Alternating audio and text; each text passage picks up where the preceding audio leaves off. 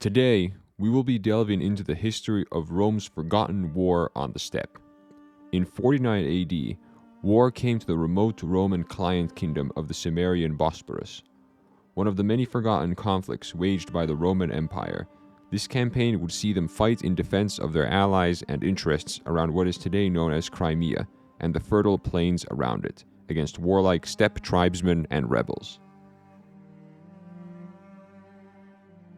The Kingdom of Bosporus had its origins in a wave of Greek colonists who arrived in Crimea during the 7th century BC. This was a time of intensive overseas exploration and settling among the ancient Greeks, who over the following century founded several colonies across the Mediterranean. However, there was also extensive colonization around the Sea of Marmara and the Black Sea, or the Pontus as the latter was known to the Greeks. Unlike in the West, where Greeks from many different city-states would find new homes, the colonization around these two seas was entirely spearheaded by only two cities, Megara and Miletus. They may have even cooperated in these efforts, but if so, it remains uncertain. It was the colonists from Miletus who spearheaded the Greek settlement around the Black Sea. Over time, the Greeks would found a number of prosperous cities in the region, such as Pantikapaon, but the process was not easy. The local steppe tribes proved to be hostile to the newcomers, and the Greeks had to overcome firm initial resistance from the Scythians. Even after this, the colonists were engaged in a series of conflicts with the locals over the next few centuries, as the Greeks expanded their presence and formed relationships with what local peoples they could. It was not until 480 BC that a proper Greek realm was founded in the region, which became known as the Kingdom of Bosporus. The ancient historian Diodorus Siculus records that the first royal dynasty in the region reigned for 42 years, before they were deposed by the usurper king Spartacus, likely a Thracian judging by his name. While the early history of the Bosporan kingdom may be hazy, what is clear is that it rapidly became very prosperous. The Greek colonists had found the area to be a lucrative source of grain, skins, and slaves, a characteristic of the region that would persist for the entire period. However, in the 2nd century BC, the power of the Bosporans began to wane. Increasingly severe attacks from the neighboring Scythian tribes were becoming more difficult to contain, and the Bosporans were desperate enough to appeal for aid late in the century from King Mithridates VI, ruler of the Hellenistic kingdom of Pontus. He readily agreed to help the Bosporans defend their lands against the Scythian raids, and the region was thus absorbed into his expanding empire. For a time, this made Mithridates the dominant power in the Black Sea, but like so many others before him, his kingdom was to be dealt a crippling blow by the emerging Roman Republic. Over the course of the 3 Mithridatic Wars, the Romans steadily eroded Pontic strength, and in the final conflict, Mithridates was defeated by the great general Pompey. He then fled to the Bosporus in 66 BC, where 3 years later he committed suicide when his remaining power was undermined by a revolt led by his own son, Pharnaces. The Bosporan kingdom then fell within the sphere of influence of the Romans, and became one of its longest-lasting client kingdoms. Pharnaces became swept up in the internal turmoil of the Romans years later, as the Republic descended into civil war between Julius Caesar and his old ally Pompey. A small fleet of ships from the Pompeian navy attempted to sail to the Bosporus to arouse Pharnaces against Caesar after Pompey was defeated at Pharsalus in 48 BC. However, they never reached their intended destination and ended up surrendering to Caesar. However, Pharnaces did attack the Romans the next year, seeking to take advantage of their seeming lapse in power to reclaim territory lost by his father. While initially successful, Pharnaces was soon defeated by Caesar at Zela and was then assassinated. In the century that followed, little of note happened in Bosporus, as it remained a pliant Roman client state, first for the Republic and then the Empire. During the 1st century AD, Bosporus entered a new period of prosperity as it became a prominent supplier of grain for the city of Rome. The region was important enough for a permanent garrison to also be established there at some point, apparently from units seconded there from Rome's large garrison at the Danube frontier.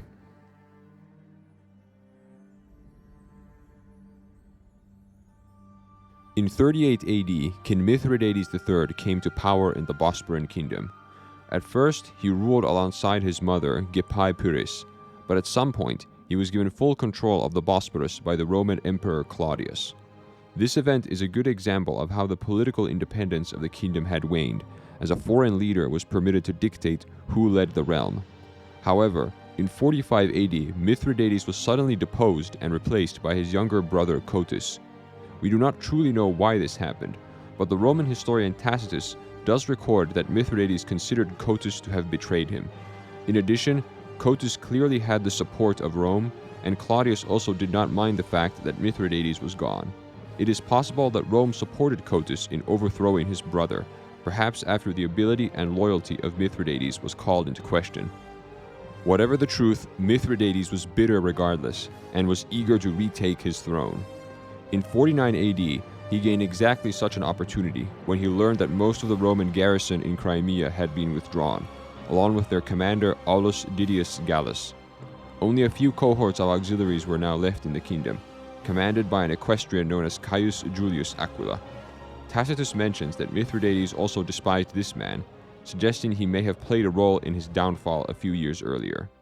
Why the Romans withdrew so many troops from the region is also a mystery, but considering Mithridates was deposed and in exile, and the nearby tribes were quiet at the time, the need for a large force in Crimea was probably just seen as unnecessary.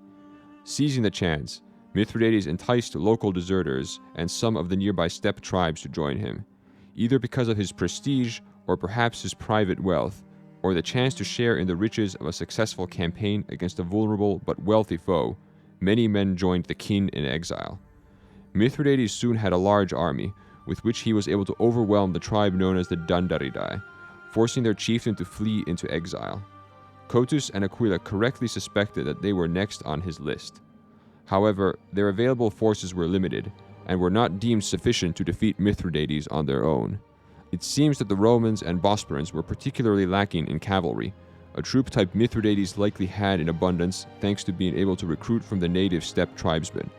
To make matters worse, Cotys and Aquila faced a war on two fronts, as the Siraakese tribe led by Zorsines had also declared war on them, perhaps also sensing an opportunity in the decrease of Roman troops in the area. Thus, the Romans were now forced to search for allies. They found a receptive audience in the Aursi tribe and their chieftain Eudanes, who was convinced to support Cotys and Aquila over Mithridates when envoys pointed out the great power of the Roman Empire, now to be arrayed against the rebel army. Eudanes required little convincing beyond that.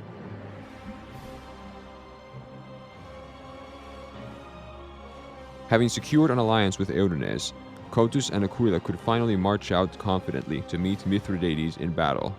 Little is known of the size and composition of the allied army, but nevertheless, we can glean some details from the writings of Tacitus. Firstly, there was Aquila's own Roman forces, consisting of a few auxiliary cohorts, at most a few thousand men. These were probably regular auxiliary heavy infantry, equipped very similarly to Roman legionaries and fighting in the same style. They were flexible and effective troops, who were also skilled at siege warfare and engineering. Next was the Bosporan army under the command of Cotys, which appears to have relied primarily on close order infantry.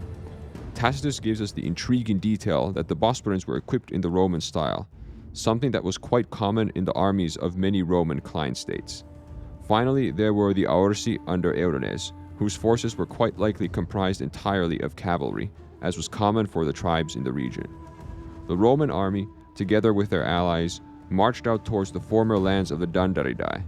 Eudanes' cavalry was positioned at the van and rear of the column, and was ordered to deal with any enemy cavalry who might try to harass the Roman army in skirmishes. Meanwhile, it was decided that the Romans would deal with besieging enemy towns, as they anticipated encountering some fortified settlements. Details on the campaign against Mithridates are unfortunately sparse, but it appears that he was defeated in battle very quickly by the Romans, though we lack any details of this engagement. The allied army then marched upon the Dandaridae town of Soza, which had been evacuated by Mithridates beforehand and was taken without any resistance. However, the loyalty of the town's population was considered suspect, and so a garrison was left there to ensure its loyalty. Although Mithridates was still alive, he was now without an army or the resources and will to fight on, and was effectively neutralized. Cotys, Aquila, and Eudanes next decided to march against the Siraakese, who had not yet made any moves against the allied forces, since Zorsines had hesitated about whether to ally himself with Mithridates or strike out on his own. The allied army crossed the river Panda without encountering serious resistance, and then besieged the fortified town of Uspe. This settlement was located on top of a hill and possessed a moat and walls. However, the latter were only made from wickerwork hurdles with earth packed in between. This may have been an adequate defense against the local tribes, who possessed little skill in sieges, but against the Imperial Roman army, who excelled in this art, the defenses of Uspe were pathetic. The Romans built a series of siege towers which were used to overtop the enemy defenses and bombard them from above. Firing flaming missiles and shots from powerful bolt throwers, the Romans steadily reduced the walls of Uspe to wreckage, and only the coming of nightfall prevented the Romans from storming it on the very first day of the attack. On the following day, the Uspians sent envoys to the allied camp, offering them a peace treaty. In exchange for leaving the town unscathed, Uspe would hand over to them a huge sum of 10,000 slaves. However, the offer was rejected with little or no consideration, since the allied army could ill afford to maintain so many prisoners of war. Thus, when the order was given for the assault to begin, the Roman and allied soldiers were ordered to kill everyone on sight. None of the citizens of Uspe were to be spared.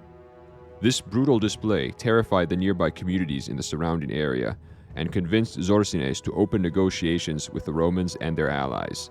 The Siraakes were forced to hand over hostages, and Zorsines also prostrated himself before the statue of the Emperor Claudius as a sign of his capitulation.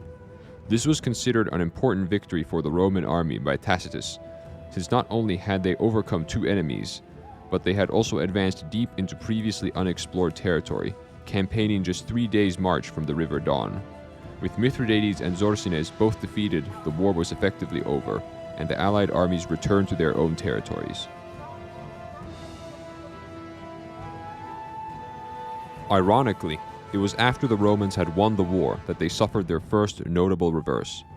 During the journey back to Bosporus, the transport ships carrying one of the auxiliary cohorts were run aground, scattering the Roman soldiers and making them vulnerable. The locals seized upon the opportunity to attack, and the cohort was heavily mauled, even suffering the death of its commander, though the rest of the survivors appeared to have made it to safety. But this ultimately minor setback was certainly not enough to change the course of the war for Mithridates, and he began to consider to whom he should surrender. He despised and distrusted Cotys, and did not trust any of the Roman officials at Bosporus to be influential enough to guarantee his safety, so he decided to surrender to a relative stranger, Eumenes of the Aursi. The king put up his best appearance and arrived at the Aursi court, asking for sanctuary and mercy. His plea moved Eumenes deeply, who sent a letter to Claudius advising him to spare Mithridates. The emperor was at first inclined to recapture Mithridates for execution, by force if necessary. However, others advised him to instead accept Eumenes' suggestion. Mithridates would serve as a sign of Roman clemency and as a symbol of their victory.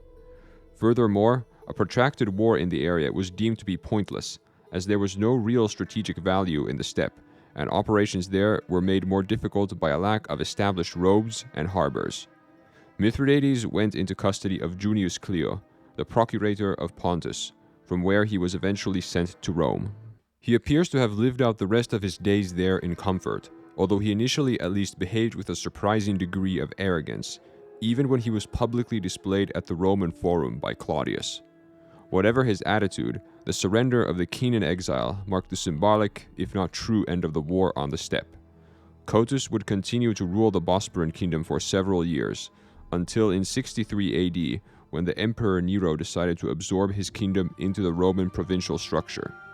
His decision, however, was reversed in 68 AD following his death, and Bosporus was handed back to Cotys' son. Aquila largely fades away from the historical records at this point, though we do know he served as a praetor in Rome after his successes against Mithridates and the Siraakes. Eumenes also gained much from his new alliance with Rome, boosting his prestige, wealth, and power considerably. The kingdom of Bosporus itself would continue to endure for a long time. However, over the next few centuries, its power began to weaken, until around the 4th century AD it collapsed completely, perhaps at the hands of the Huns. Thank you for watching. Be sure to like the video and subscribe for more content on Roman warfare, and check out the links to my other sites and ways to support the channel below.